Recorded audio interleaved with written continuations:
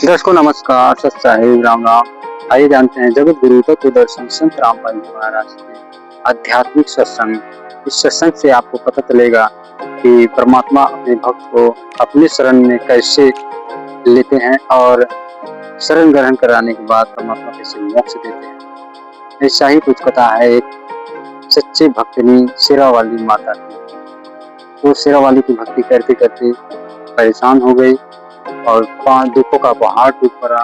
फिर परमात्मा ने रजा बख्शी, अपनी शरण में लिया और उसका ठाट कर दिया। देखिए परमात्मा माता की पुजारन थी,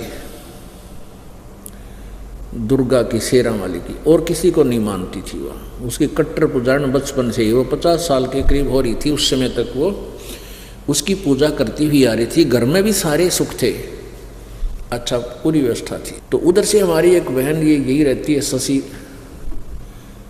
ये बीओ के पद से रिटायर्ड है, परमात्मा में समर्पित है, काफ़ी वर्षों से मालिक के चरणों में लगी हुई। तो इसकी वो पड़ोसन थी। उसको इस बहन शशि ने उनको बताने की चेष्टा की, उसका नाम श्यामा दीक्षित था, कि आप हमारे गुरुदेव का सत्संग सुनो।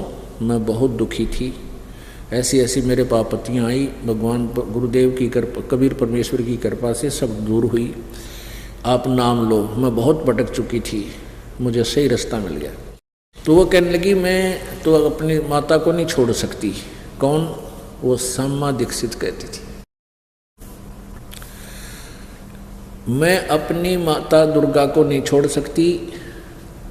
तो जैसे तैसे ये बहन यानी शशि उसको लेकर के सत्संग में ले। जींद हमारा छोटा सा आश्रम था, सारा मेरे ख्याल में 50 बाई 40 का एक आलसा बना रखा था। तो वहाँ आकर के उसने, शशि बहन ने बताया कि जी ऐसे ऐसी बहुत अच्छी आत्मा की है, लेकिन पूजा दुर्गा को है। उनको सारे कुछ समझाया, बहन नाम ले लो, आपको बहुत लाभ मिलेगा और ये पूजाएं त्यागनी पड़ेंगी, क्योंकि जो साधना हम बताएंगे वो शास्त्र अनुकूल होगी, और ये तुम्हारी मनमानी पूजाएं हैं वो नहीं मानी कि जी दुर्गा माता की पूजा मैं नहीं छोड़ सकती, ये पूजाएं मैं बिल्कुल नहीं त्याग सकती। बचपन से लगी थी मैं, छोटी सी, मेरी तो विशेष श्रद्धा है। चलो अभी कोई बात नहीं, हम क्या बताएं, हमने तो अपने नियम दिए, बता भक्ति करनी है तो ऐसे करनी पड़ेगी। तो वह चली गई। फिर क्या हुआ कि 1 वर्ष के बाद वो फिर आई इसी बहन शशि के साथ। फिर उसने आप बीती बताई। क्या बताई कि एक दिन मैं उनका जो है ना, उस मकान है, इस जींद के अंदर एक मकान था उनका, कोठी थी अर्बन स्टेट में।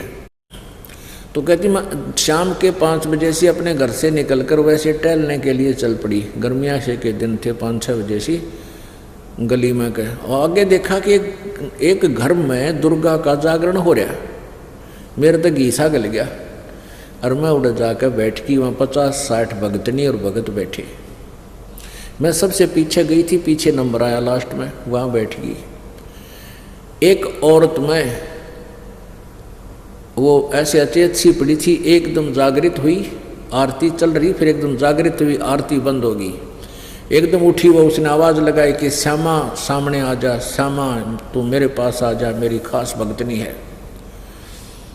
अब श्यामा ने सोची मैं तो पहली बार गई हूँ, आज मेरा जिक्र कहाँ से आ गया, कोई और श्यामा होगी। वह नहीं उठी। 2-3 बार जब वो बोल ली उस औरत, वह औरत जो वहाँ लेटी हुई थी अचेत सी, एकदम जागृत होकर के, तब एक ने खड़ा होकर कहा भी जो श्यामा है वो आगे आ जाओ, माई बुला रही है, दुर्गा बुला रही है। कोई नहीं उठा। तो फिर मैं खड़ी होगी। हाँ, वो माई कहती है जो जिसमें वह बोल रहा था, वह भूतनी, कि आ जा तू, तुझे बुला रही हूँ, तू मेरी 1 नंबर की भगतनी है। तो अब श्यामा बोली मेरा तो जी सा आ गया कि देख इतने भगत बैठे और माई ने मुझे बुला लिया, तो मेरी भक्ति सही है। तो माई वह दुर्गा कहने लगी, जो उसमें बोल रही थी भूतनी, कि श्यामा तू मेरी 14 महीने अखंड जोत लगा दे, तेरे वारे न्यारे हो जाएंगे। तो मैंने उस कहा जैसे आपका, और मौज थी घर में, जो आपकी आज्ञा कर दूंगी। अब 3 तो गाड़ियां थी उनके पास जो किराए पर लगा रखी थी। एक औजरी की दुकान थी मेन बाजार में, और एक ऐचरी का कारखाना था, वो अलग था। यानी खूब बढ़िया गुजारा था।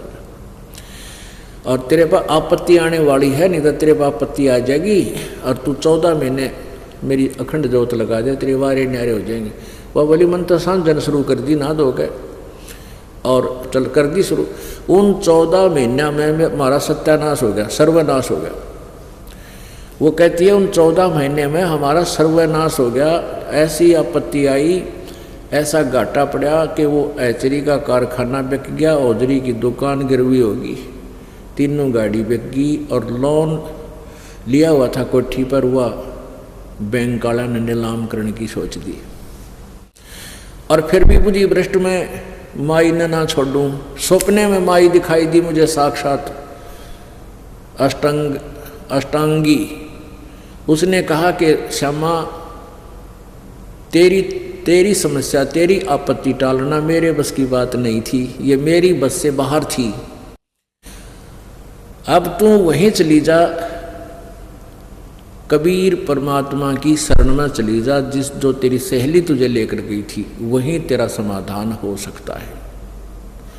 कहते हुआ सुबह उठते ही शशि के पास आई, इस बहन के पास हमारी उपदेशी थी। इससे आकर कहने लगी, बहन मैंने नाम लेना है आपके गुरुजी थे। तो शशि कहने लगी ठीक है चल। तो मैं इस दास ने जाना था शनिवार को, वहाँ पता था भक्तों को लग जाता, जैसे 10-20 वहाँ घर होते थे हमारे शुरुआत में नाम लिए हुए, उनको बता दिया करते अब इसके नाम गए गुरुजी। तो उस दिन मैंने जाना था, किसी कारणवश मैं नहीं गया वहाँ पर। तो उस दिन जिस दिन इस दास ने जाना था, सारा दिन इंतजार किया। अगले दिन फिर जाना था, अगले दिन भी नहीं जान पाया मैं, उस दिन भी उसने इंतजार करके घर आएगी। तीसरे दिन पहुंचा, तब उसने कहा जी, शशि बहन ने कहने लगी क्या नाम लेवेगी जी। मैंने कहा मैं पहचान लिया वही बहन है। मैं कहना बहन टर्म एंड कंडीशन आज भी वही है हमारी, वो पूजाएं तो त्यागनी पड़ेगी जो शास्त्र विधि रहित करती थी। श्यामा बोली जी मैं पक्का मन करके आई हूँ और त्याग दूंगी। फिर सारी कहानी उसने तब बताई, उपदेश ले लिया। अब पुण्यात्मा उसमें उसको 30 लाख का नुकसान हो गया था, 30 लाख का। और फिर परमात्मा ने धीरे धीरे ऐसी रजा बख्शनी शुरू की उस पर, रोज नए नए सुख दे। और उसके पति की कैद हो गई थी, वो लोन किसी चक्कर में लोन ना भरने से या किसी कारण, तो परमात्मा ने रजा बख्शी, उसकी जमानत होगी और नौकरी लग गया। दोनों बच्चे धीरे धीरे नौकरी लग गए, यानी पुनर्स्थापित हो गए, और वो कर्जा भी ढीला हो गया। अब वो बहुत गुण गाती है।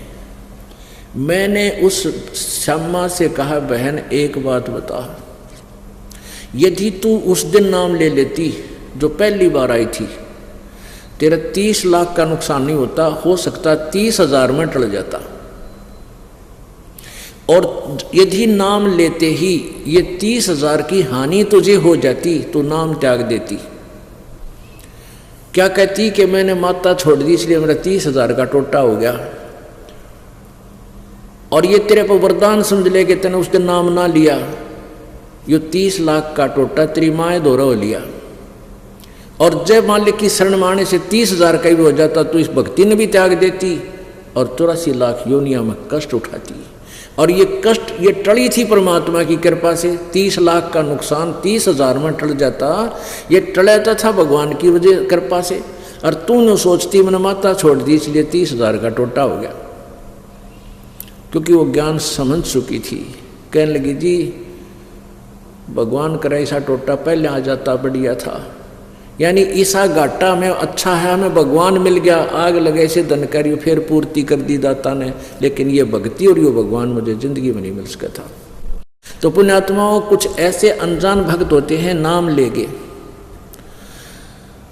अगली बार क्या बताते हैं जी नाम लेते मतलब बीमार हो गया, बालक भी बीमार हो गए, सारे इंजेक्शन लग गए, तो उनको इतना ज्ञान की कमी है।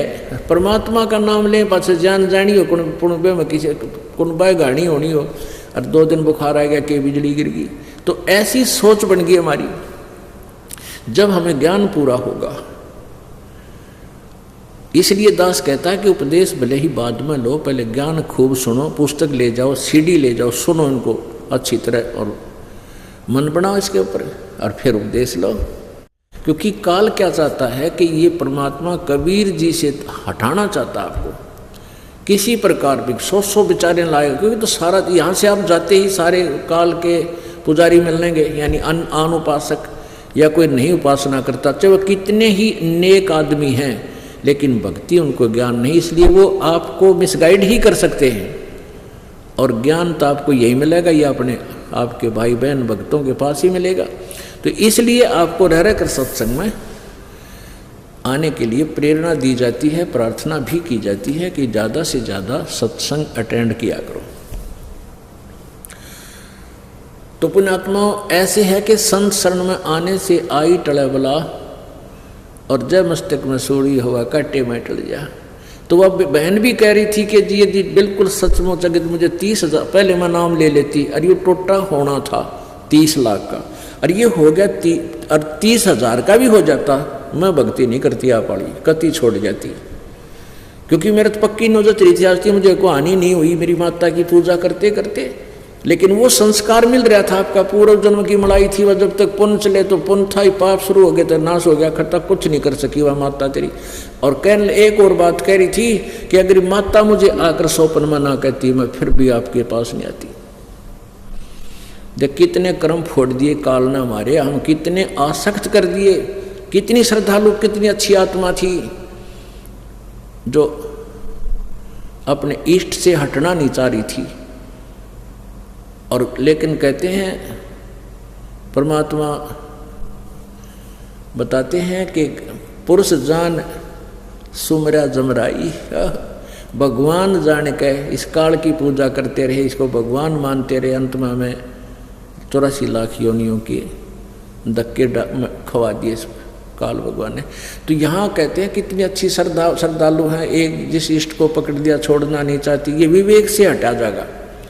विवेक जब होगा, आप परमात्मा को इष्ट मानोगे, तभी आपको पूर्ण लाभ होगा। और जो पूजाएं तुम जिन उनकी करना चाहते हो यहाँ के शक्तियों की, वो भी ये दास आपको यथार्थ देगा, उससे उनको वो लाभ देंगे आपको जितना उनकी क्षमता का है।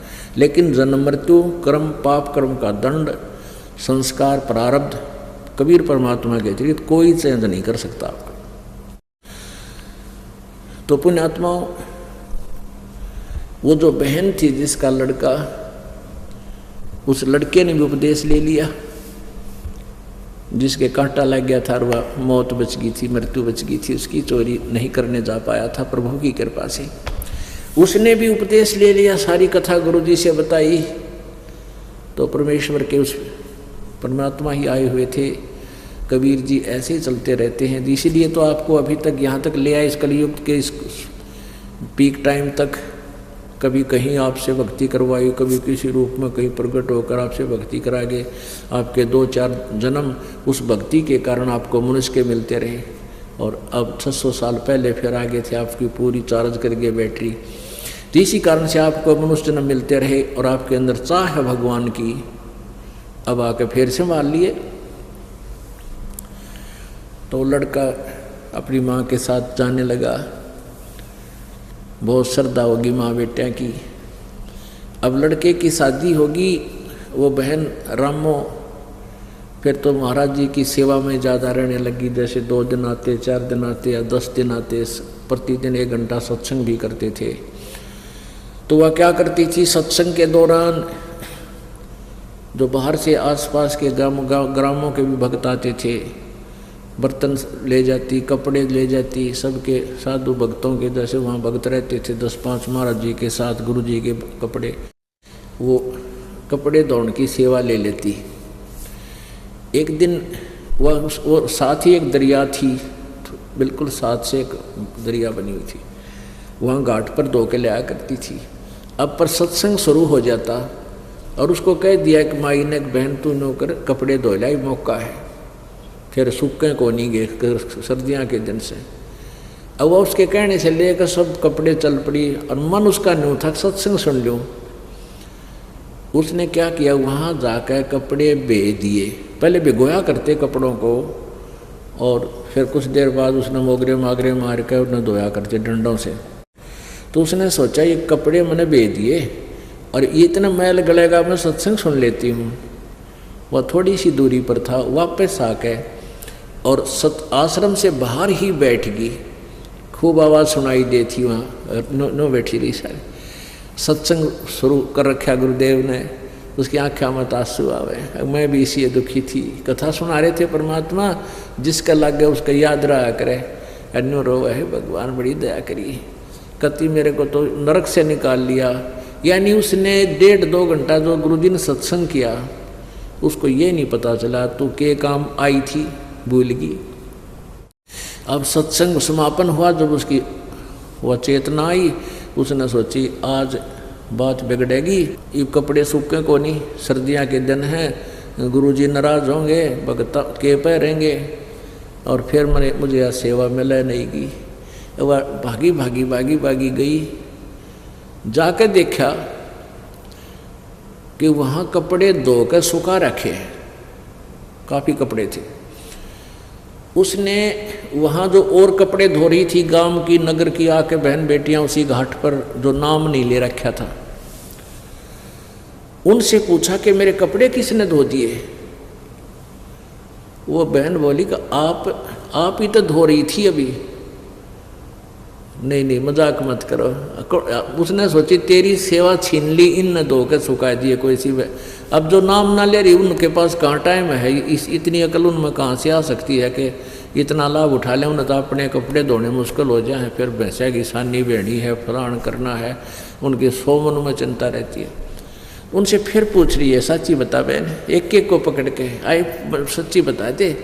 कहने लगी तू मूर्ख हो रही है, क्यों मजाक बना रही है, अभी आप तो खुद धो रही थी, अब सुखा आ रही थी। अब वह जानेगी हो ये तो परमात्मा की लीला थी। अब परमात्मा ने आके उस बहन का रूप बना के और सारे कपड़े धो के सुखा दिए, और वो सूखे कपड़े की गठड़ी बांधे आवे। एक और देखे थी बहन, उसने शिकायत कर रखी अंदर आश्रम में गुरुजी को, गुरुजी आरामो है ना, या तो जमाने कमी हो ली, इसने सुख घना हो गया। मैं सेवा दी थी कपड़े धोने की, यहाँ बैठी बाहर सत्संग सुन रही थी, अब गई है दौड़ी, कब ये सूखेंगे, कब आप पैरोगे, ऐसे वह कह रही। इतने में वह गठड़ी बांध के सारे कपड़े ले आई और ला के जिनको पता नहीं था वो कहने लगी इतना शर्म नहीं आई, वो टोंट कस रही है अंदर बढ़ते ही, ये कब सूखेंगे, तू ही गई है। फिर उसने सारी कथा बताई कि महाराज जी के सामने रो पड़ी पड़ के, एक परमात्मा आप इस दासी का रूप बना के कपड़े धो के सुखाया, ये महाराज मैं तो यहाँ बैठी सत्संग सुनो थी। तो उसने सारी कथा सब बहनों को बताई, औरों को भी दृढ़ विश्वास हुआ। तो पुण्यात्माओं, ऐसे क्रिस्में जब होने लग जाते हैं भक्तों के साथ, और ज़्यादा श्रद्धा बढ़ जाती है परमात्मा में, तो परमात्मा ऐसे लीलाएं किया करते हैं। और इसीलिए परमात्मा की चाह हमें बनती है। अब देखो उसने स्टार्ट की, धीरे धीरे इतनी श्रद्धा बढ़ गई उस बहन की, घर जाना, घर भी बच्चों को संभाल दिया, ले बेटा करो अपना काम, सत्संग के दौरान मैं तुम्हारे पास नहीं आ पाऊंगी। बेटा भी लायक बंदी छोड़ की दया होगी उसके ऊपर है, क्योंकि उसको भी ऐसा झटका दिया। तो परमात्मा जब चाहे तो सब कुछ कर सकता। सतगुरु जो चाहे सो कर ही, 14 कोट दूत जम डर ही। ऊत भूत जम त्रास निवारे, और चित्रगुप्त के कागज पाड़े। परमात्मा सब कुछ कर सकता है। तो परमेश्वर जब आते हैं अपनी लीला बताते हैं कि परमात्मा को भूल कर ये प्राणी अपने जीवन को कैसे व्यर्थ करता है, और जब इस पर आपत्ति आती है तो भगवान को याद करता है, आपत्ति टल जाती है तो फिर गुट्टी ने याद करे, शराब याद करता है, बकवाद याद करता है, कि ताश खेलता है, कहीं सिनेमा में देखता है। तो परमात्मा क्या बताते हैं कि भाई मानुष जन्म दुर्लभ है, मानुष जन्म दुर्लभ है ये मिले न बारंबार, तरवर से पत्ता टूट गिरे वो बहोर न लगता डार। मानुष जन्म दुर्लभ है, ये बार बार नहीं मिलता। जिस प्रकार वृक्ष से पत्ता टूट जाए दोबारा स्थापित उस टहनी पर नहीं हो सकता, ऐसे ही आप जी जब इस परिवार से छूट जाओगे, चले जाओगे, आपका देहांत हो जाएगा, आप ऐसे बिछुड़ जाओगे जैसे वृक्ष से पत्ता टूट जाता है, दोबारा नहीं आ सकता। तो पुण्यात्माओं, परमात्मा ने इसके लिए क्या बताया है?